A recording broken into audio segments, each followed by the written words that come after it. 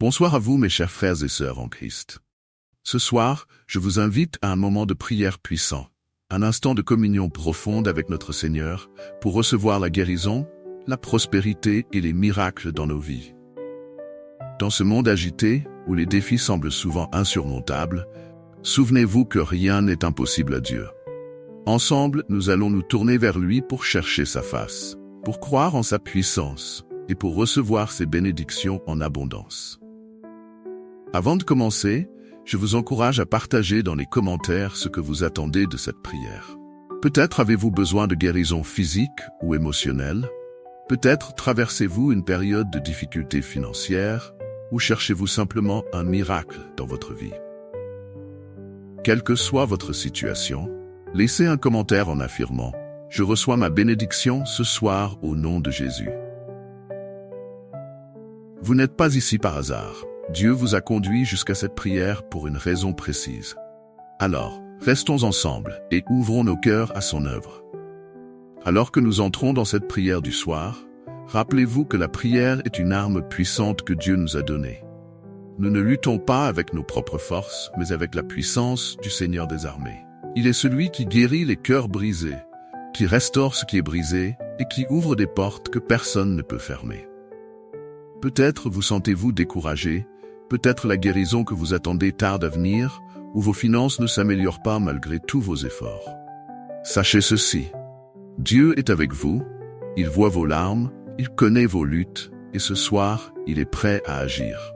Ne laissez pas le doute vous envahir, car notre Dieu est un Dieu de miracles. Il est fidèle pour accomplir ce qu'il a promis. Dans cette prière, nous allons nous appuyer sur ses promesses.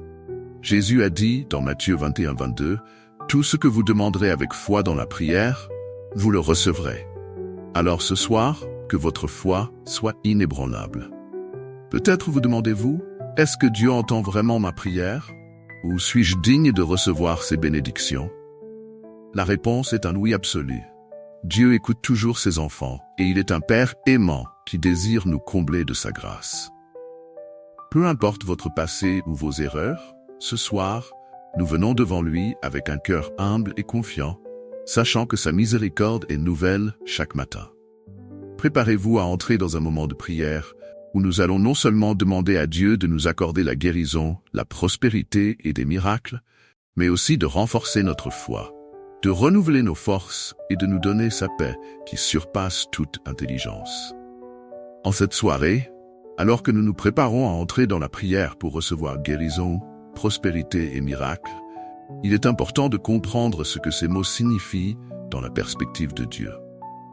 Bien souvent, nous limitons notre compréhension de la guérison à l'aspect physique, de la prospérité à la richesse matérielle et des miracles à des événements spectaculaires.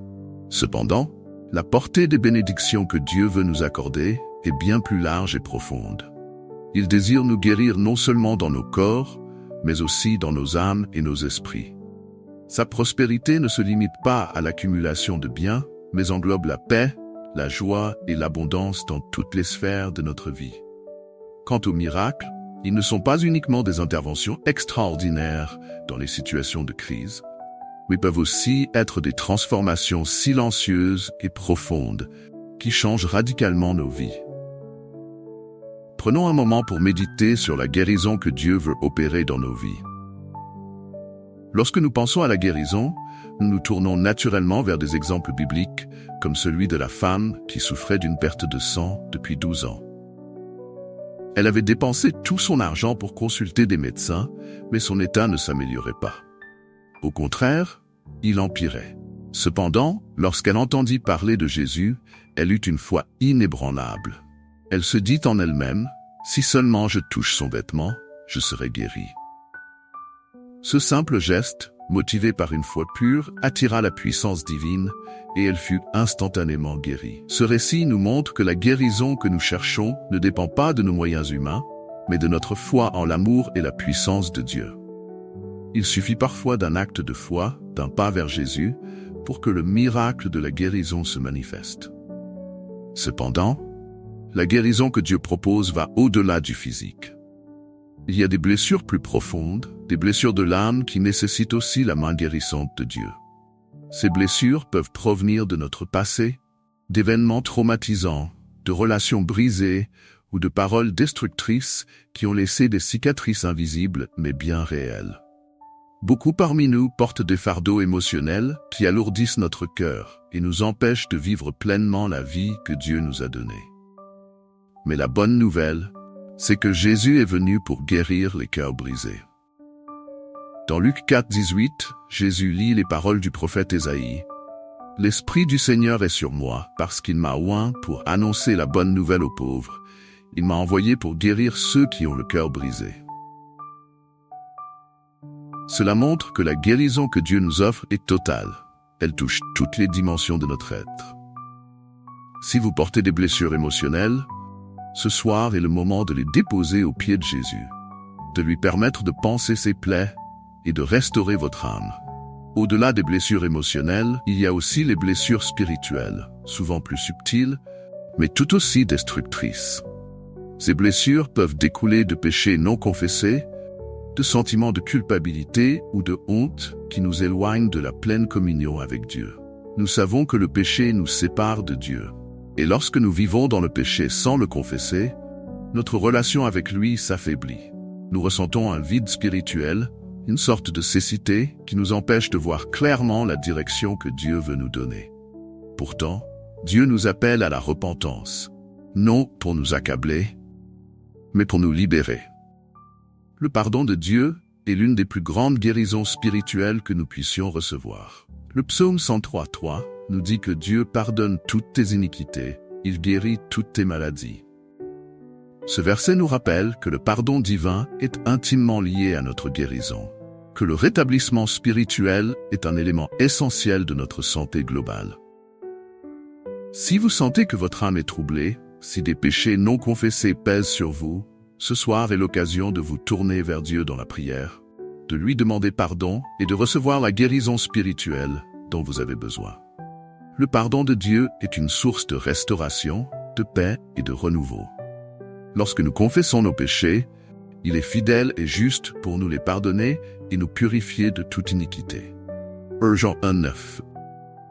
Ce processus de repentance et de pardon est souvent le premier pas vers la guérison physique et émotionnelle. Car lorsque notre relation avec Dieu est restaurée, nous sommes rétablis dans toutes les autres dimensions de notre vie. Maintenant que nous avons parlé de la guérison, considérons la prospérité. Contrairement à ce que le monde peut nous faire croire, la prospérité selon Dieu n'est pas limitée à l'accumulation de richesses matérielles. Elle inclut la paix de l'esprit, la santé, des relations saines et surtout, une abondance spirituelle qui surpasse tout. Jésus a dit dans Jean 10, « Je suis venu afin que les brebis aient la vie et qu'elle l'ait en abondance. » Cette abondance ne se mesure pas en termes de biens matériels, mais en termes de vie spirituelle épanouie. Cela ne veut pas dire que Dieu ne désire pas nous bénir matériellement. Il promet de pourvoir à nos besoins et de nous bénir au-delà de ce que nous pouvons imaginer. Mais ces bénédictions matérielles sont le reflet de sa grâce. Elles ne sont pas une fin en soi. Lorsque nous cherchons la prospérité dans la prière, nous devons d'abord chercher le royaume de Dieu et sa justice, comme Jésus nous l'enseigne dans Matthieu 6:33. Cela signifie que notre priorité doit être notre relation avec Dieu, notre obéissance à sa volonté et notre engagement à vivre selon ses principes.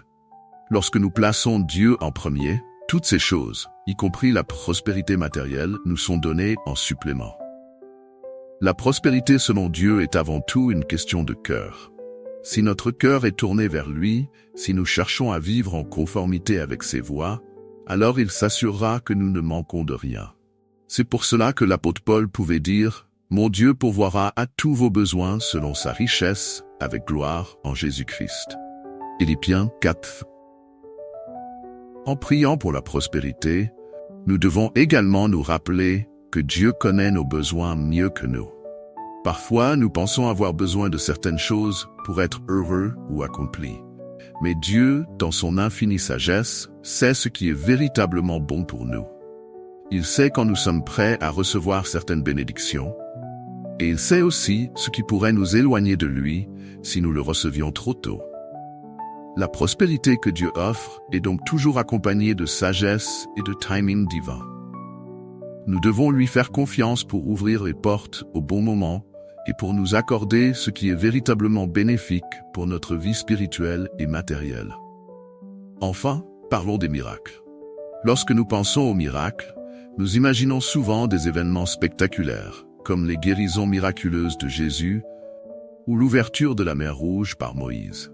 Et bien sûr, ces événements sont des manifestations extraordinaires de la puissance de Dieu. Cependant, les miracles peuvent également se produire dans les petites choses de la vie quotidienne, dans des transformations silencieuses mais profondes. Parfois, le plus grand miracle n'est pas un changement extérieur, mais une transformation intérieure. C'est Dieu qui change nos cœurs, qui renouvelle nos pensées et qui nous donne une nouvelle perspective sur la vie. Le miracle peut être la paix que nous ressentons au milieu d'une tempête, la force que nous trouvons pour pardonner ou la foi que nous recevons pour croire malgré les circonstances. Le Dieu que nous servons est un Dieu de miracles, et il n'a pas changé. Hébreux 13, 8 nous rappelle que Jésus-Christ est le même hier, aujourd'hui et éternellement. Cela signifie que les miracles que Jésus accomplissait dans la Bible, il est toujours capable de les accomplir aujourd'hui dans nos vies. Nous devons simplement avoir la foi pour croire qu'il peut et qu'il veut agir. Mais attention, les miracles ne se produisent pas toujours de la manière dont nous l'attendons. Parfois, Dieu choisit de répondre à nos prières d'une manière différente de ce que nous imaginions, mais toujours dans notre intérêt ultime. Un autre aspect des miracles est que, bien qu'ils soient des dons gratuits de Dieu, ils demandent souvent un acte de foi de notre part. Dans la Bible, beaucoup de ceux qui ont reçu des miracles ont d'abord dû faire un pas de foi. Pensez à Pierre qui, pour marcher sur l'eau, a dû sortir du bateau et poser le pied sur les vagues, même si cela semblait impossible. Ou encore au paralytique, qui avant de recevoir sa guérison, a dû obéir à l'ordre de Jésus de se lever et de marcher. Cela nous montre que parfois, le miracle commence par une petite action de notre part, un geste d'obéissance, une parole de foi, un acte qui témoigne de notre confiance en Dieu. En cette nuit de prière, alors que nous demandons des miracles à Dieu, souvenons-nous de l'importance de la foi et de l'obéissance. Peut-être que Dieu vous demande de faire un pas de foi dans une certaine direction, de pardonner à quelqu'un, de poser un acte de générosité, ou simplement de croire en sa promesse malgré les circonstances. Quoi qu'il vous demande, faites-le avec un cœur confiant, sachant que votre acte de foi pourrait être le déclencheur du miracle que vous attendez. Alors que nous continuons cette prière, mettons toute notre foi dans le Dieu qui guérit, qui pourvoit et qui fait des miracles. Croyez fermement que ce soir, Dieu entend votre prière, qu'il est capable de changer votre situation, de restaurer ce qui est brisé et de faire des choses que vous n'auriez jamais imaginées. Il n'y a pas de limite à ce que Dieu peut faire. Que ce soit dans le domaine de la santé, des finances, des relations ou de votre vie spirituelle, Dieu est à l'œuvre et il va manifester sa gloire dans votre vie. La clé, chers amis, c'est de garder nos yeux fixés sur Jésus, de croire en ses promesses et de ne jamais douter de son amour pour nous. Dans cette deuxième partie de notre prière, alors que nous plongeons encore plus profondément dans la foi et l'attente des miracles de Dieu, il est crucial de réfléchir à ce que signifie réellement recevoir un miracle. Nous avons déjà parlé de la foi, de la guérison, de la prospérité et des interventions divines extraordinaires. Mais maintenant, il est temps de comprendre comment vivre dans cette dimension des miracles de manière continue et constante. Trop souvent, dans nos vies spirituelles, nous voyons les miracles comme des événements ponctuels, comme des éclairs dans le ciel qui illuminent brièvement une situation sombre avant que tout ne retourne à la normale. Mais Dieu désire plus pour nous. Il ne veut pas simplement que nous recevions des miracles ici et là, comme des réponses temporaires à des crises ponctuelles. Non, il souhaite que nous vivions dans un état de miracle, où sa main divine intervient constamment et où nous marchons dans une relation si proche avec lui que les bénédictions, les guérisons et les transformations deviennent une partie intégrante de notre quotidien. Ce soir, alors que nous nous préparons à poursuivre cette prière, réfléchissons à l'idée de vivre dans cette sphère des miracles. Que se passerait-il si chaque jour nous nous réveillions avec l'assurance que Dieu agit en notre faveur? Si chaque instant de notre vie était marqué par sa présence, sa provision et sa direction divine? Ce type de vie est possible, mais il exige que nous ajustions notre compréhension de ce que signifie vivre dans la foi et dans la dépendance totale de Dieu. La Bible est remplie d'exemples de personnes qui ont vécu dans cette dimension de miracle. L'un des exemples les plus frappants est celui de Moïse et du peuple d'Israël lors de leur périple dans le désert. Pendant 40 ans, ce peuple a vu des miracles quotidiens. Ils ont été nourris par la manne tombée du ciel. Ils ont vu l'eau jaillir des rochers dans un désert aride. Et ils ont été protégés par une colonne de nuée le jour et une colonne de feu la nuit. Pourtant, malgré ces miracles constants, il y avait souvent un manque de foi et de reconnaissance parmi eux. Cela nous enseigne une vérité essentielle. Les miracles seuls ne suffisent pas à maintenir une relation vivante avec Dieu si notre cœur n'est pas rempli de gratitude et d'obéissance. Si nous voulons vivre dans un état de miracle, il ne suffit pas simplement de recevoir des bénédictions. Nous devons aussi cultiver une attitude d'adoration et de confiance constante envers Dieu. Ce n'est pas une foi occasionnelle qui attire les miracles de Dieu dans notre vie, mais une foi qui persiste même dans les moments où les miracles semblent tarder. Lorsque Jésus marchait sur cette terre, il accomplissait des miracles partout où il allait. Mais ces miracles étaient souvent précédés ou suivis d'un appel à la foi. Souvent, il disait « Ta foi t'a sauvé » ou « Qu'il te soit fait selon ta foi ». Ce qui est frappant, c'est que Jésus ne demandait pas une foi parfaite ou une foi immense. Il disait que même une foi aussi petite qu'un grain de moutarde pouvait déplacer des montagnes. Cela signifie que ce n'est pas la quantité de foi qui importe, mais la qualité de cette foi. Une foi pure, même infime, peut déclencher les plus grands miracles de Dieu.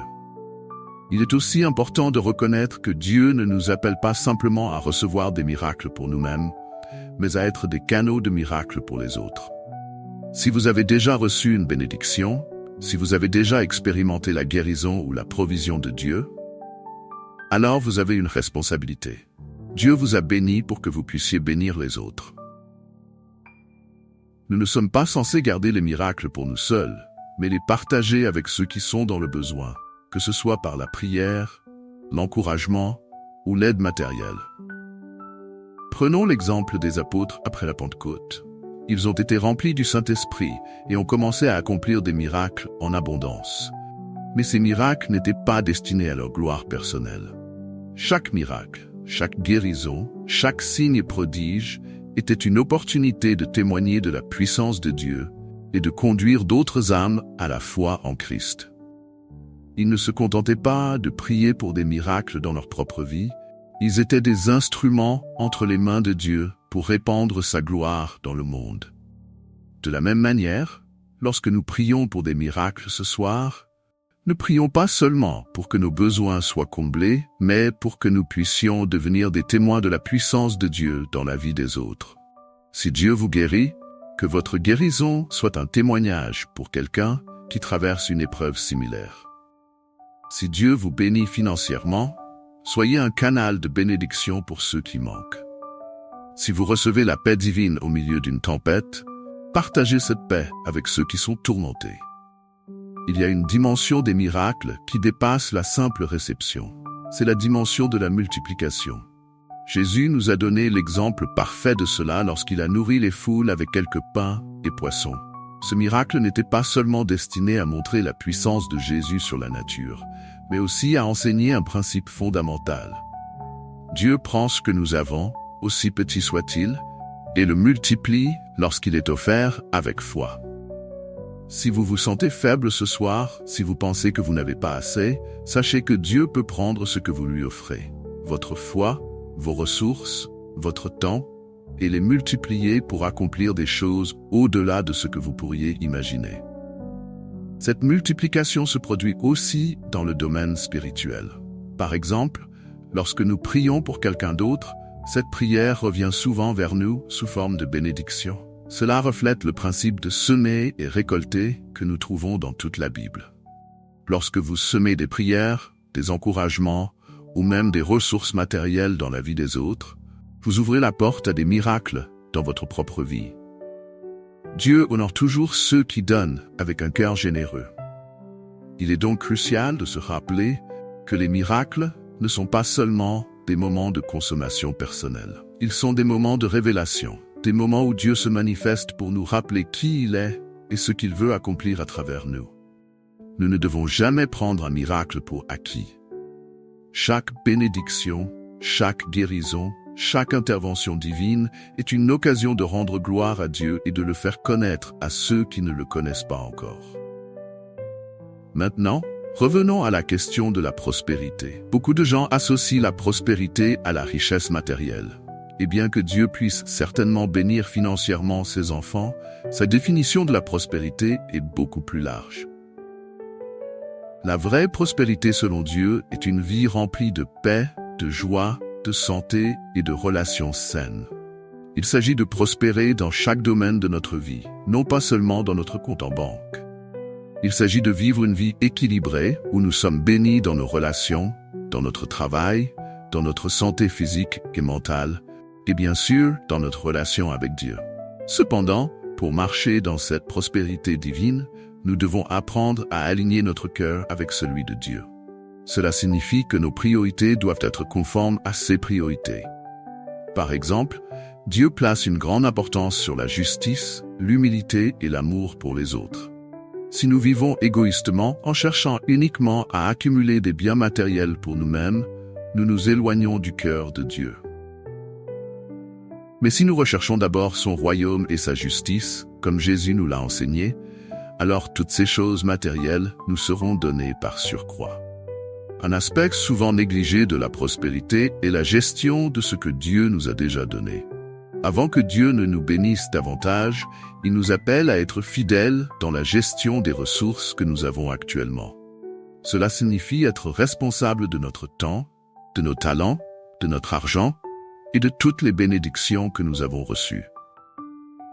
Jésus a raconté la parabole des talents pour illustrer ce point. Ceux qui gèrent bien ce qu'ils reçoivent sont bénis avec encore plus, tandis que ceux qui gaspillent ou négligent leurs ressources perdent même ce qu'ils ont. Alors ce soir, en priant pour la prospérité, réfléchissons à la manière dont nous utilisons déjà ce que Dieu nous a confié. Sommes-nous de bons gestionnaires? Sommes-nous généreux envers les autres? Utilisons-nous nos talents et nos compétences pour servir Dieu et bénir ceux qui nous entourent? Dieu désire nous bénir abondamment, mais il cherche aussi des cœurs fidèles qui utiliseront ces bénédictions pour faire avancer son royaume. Une autre clé pour vivre dans un état de miracle et de prospérité est la prière persévérante. Jésus a enseigné à ses disciples à prier sans cesse et à ne jamais se décourager. Dans la parabole du juge injuste et de la veuve persistante, Jésus montre l'importance de persévérer dans la prière, même lorsque les réponses tardent à venir. Il nous rappelle que Dieu entend chaque prière et qu'il est fidèle pour répondre.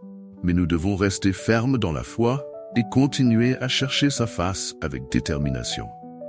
Cette persévérance dans la prière est cruciale, car souvent, la bénédiction se trouve juste au-delà du point où nous sommes tentés d'abandonner. Nous ne savons jamais à quel moment Dieu va agir, mais nous savons qu'il agit toujours au bon moment.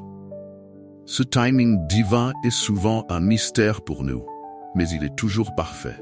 Si vous priez depuis longtemps pour une guérison, une percée financière ou un miracle dans vos relations, ne perdez pas espoir. Ce soir, renouvelez votre engagement dans la prière, sachant que Dieu est à l'œuvre, même si vous ne voyez pas encore les résultats. La Bible regorge de témoignages de personnes qui ont persévéré dans la foi et la prière malgré des circonstances difficiles et qui ont finalement vu la gloire de Dieu se manifester de manière puissante. Pensez à Abraham, à Joseph, à Job. Tous ces hommes ont traversé des périodes de doute et de souffrance, mais ils n'ont jamais renoncé à la promesse de Dieu. Et au moment opportun, Dieu a agi de manière spectaculaire dans leur vie. Dans cette prière, alors que nous demandons à Dieu des miracles, de la prospérité et de la guérison, que notre cœur soit également rempli de foi, de persévérance et de gratitude. Dieu est fidèle pour accomplir ses promesses, mais il nous appelle à rester fidèles dans l'attente. Que cette soirée soit un moment de renouvellement spirituel, où nous nous engageons à marcher dans la foi, à vivre dans l'attente des miracles de Dieu, et à être des instruments de sa gloire dans ce monde. Alors que nous arrivons à la conclusion de cette prière du soir, nous avons passé un moment précieux dans la présence de Dieu, un temps de réflexion profonde et de supplication fervente. Nous avons prié pour la guérison, la prospérité et les miracles. Et nous croyons que notre Seigneur est à l'œuvre, même si nous ne voyons pas encore tous les résultats. Dieu est fidèle et sa parole nous assure qu'il écoute chaque prière, qu'il voit chaque larme et qu'il connaît chaque besoin. Nous devons maintenant laisser notre foi s'ancrer profondément dans cette certitude. Dieu est pour nous et rien ne peut nous séparer de son amour.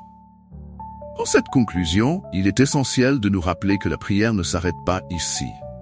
Ce moment que nous avons partagé ensemble est une étape dans notre cheminement avec Dieu. Nous avons planté des graines de foi, de confiance et de persévérance. Et maintenant, nous devons continuer à arroser ces graines avec des prières quotidiennes, de la méditation et surtout avec une attente joyeuse. Dieu opère des miracles dans sa propre temporalité et notre rôle est de rester aligné avec lui en continuant de chercher sa face et en gardant notre cœur ouvert à ses réponses. La guérison que vous avez demandée, la prospérité pour laquelle vous avez prié et les miracles que vous attendez avec impatience ne sont pas de simples souhaits. Ce sont des promesses que Dieu a déjà inscrites dans sa parole. Jérémie 29:11 nous dit « Car je connais les projets que j'ai formés sur vous, dit l'Éternel, projets de paix et non de malheur, afin de vous donner un avenir et de l'espérance. » Cette promesse est pour vous ce soir. Dieu a déjà formé un projet d'espoir, de paix et de bénédiction pour votre vie. Il est facile de laisser le doute entrer lorsque les circonstances ne changent pas immédiatement après une prière. Mais souvenez-vous des exemples bibliques que nous avons explorés. Moïse, Abraham, Job et bien d'autres. Tous ont traversé des moments de grande attente. Et pourtant, ils ont vu la fidélité de Dieu à l'œuvre, même après des années d'épreuves. Ce même Dieu, le Dieu d'Abraham, d'Isaac et de Jacob, est le Dieu que nous prions ce soir. Il n'a pas changé. Sa puissance est intacte et sa capacité à agir dans votre vie est infinie. Dans cette prière, nous avons également exploré la prospérité. La vraie prospérité, nous l'avons vu, ne se limite pas à l'aspect financier, mais englobe la plénitude dans toutes les sphères de la vie. Santé, relations, paix intérieure et épanouissement spirituel. La prospérité divine est une vie de bénédiction complète, où nous ne manquons de rien parce que nous savons que Dieu pourvoit à tous nos besoins. Mais cette prospérité vient aussi avec une responsabilité. Dieu nous appelle à être de bons intendants de ce qu'il nous donne, à utiliser nos bénédictions pour bénir les autres et à refléter sa générosité dans le monde. Tandis que vous continuez à marcher dans cette prière, gardez à l'esprit que vous êtes appelés à devenir un canal de bénédiction. Si Dieu vous guérit, témoignez de cette guérison pour encourager les autres. Si Dieu vous bénit financièrement, cherchez à aider ceux qui sont dans le besoin. Si vous recevez un miracle, que ce miracle serve de lumière pour ceux qui sont dans l'obscurité. Les bénédictions de Dieu ne sont jamais destinées à être gardées pour nous seuls. Elles sont faites pour être partagées, multipliées et répandues pour la gloire de son nom. Un autre point crucial que nous devons garder en tête est celui de la persévérance dans la prière. Ce soir, nous avons ouvert nos cœurs à Dieu et nous avons déposé nos demandes à ses pieds. Cependant, la persévérance est la clé pour voir ces demandes se manifester. La prière n'est pas un acte ponctuel, mais un style de vie. Jésus lui-même nous a enseigné à prier sans cesse, à persévérer comme la veuve face au juge injuste, à ne jamais abandonner. Les miracles viennent souvent après des périodes d'attente, de foi éprouvée, mais ils viennent toujours au bon moment. Si ce soir, vous vous sentez découragé parce que vous avez prié longtemps sans voir de réponse, laissez cette prière être un rappel que Dieu agit même quand nous ne le voyons pas. Sa main invisible est toujours à l'œuvre, préparant les circonstances, ouvrant les portes et alignant tout selon son plan parfait. Tout ce que nous avons à faire, c'est de continuer à lui faire confiance, de rester ferme dans notre foi et de garder nos yeux fixés sur lui. En conclusion, je vous encourage à garder cette prière vivante dans vos cœurs. Que chaque jour, vous puissiez vous rappeler que Dieu est un Dieu de miracles, un Dieu de guérison et un Dieu de prospérité. Que chaque matin, en vous levant, vous puissiez dire avec foi, « Je crois que ce jour est un jour de bénédiction, un jour où je verrai la main de Dieu à l'œuvre dans ma vie. » Ne laissez pas le découragement prendre le dessus, mais alimentez votre foi par la prière, la lecture de la parole et l'adoration. Avant de conclure complètement cette prière, prenons un dernier moment pour remettre toutes nos demandes entre les mains de Dieu. Là où vous êtes, dans le calme de votre maison, ou peut-être avec votre famille, prions ensemble une dernière fois. Seigneur, nous venons devant toi avec des cœurs remplis de gratitude pour ce temps de prière que nous avons partagé. Nous savons que tu as entendu chaque mot, chaque soupir, chaque cri de notre cœur. Merci Seigneur pour ta fidélité, pour ta miséricorde et pour ton amour infini. Nous croyons que tu es à l'œuvre dans nos vies, même en cet instant. Que ta volonté parfaite s'accomplisse dans chaque situation que nous avons déposée devant toi. Seigneur, nous te remercions d'avance pour les miracles que tu accompliras, pour les guérisons qui viendront, et pour la prospérité que tu déverseras sur chacun de nous. Renforce notre foi, Seigneur, et aide-nous à persévérer dans la prière, à ne jamais douter de tes promesses et à marcher chaque jour dans la certitude de ton amour. Que ton nom soit glorifié à travers nos vies et que nous soyons des témoins fidèles de ta grandeur. Au nom de Jésus, nous avons prié. Amen. Si cette prière vous a touché, si vous avez ressenti la paix de Dieu, ou si vous attendez avec impatience un miracle, partagez votre expérience dans les commentaires. Votre témoignage peut encourager quelqu'un d'autre à persévérer dans la foi. N'oubliez pas que nous faisons partie d'une grande famille spirituelle et que nous ne marchons jamais seuls. Que Dieu vous bénisse abondamment et que chaque jour soit rempli de sa présence et de ses miracles dans votre vie. Amen.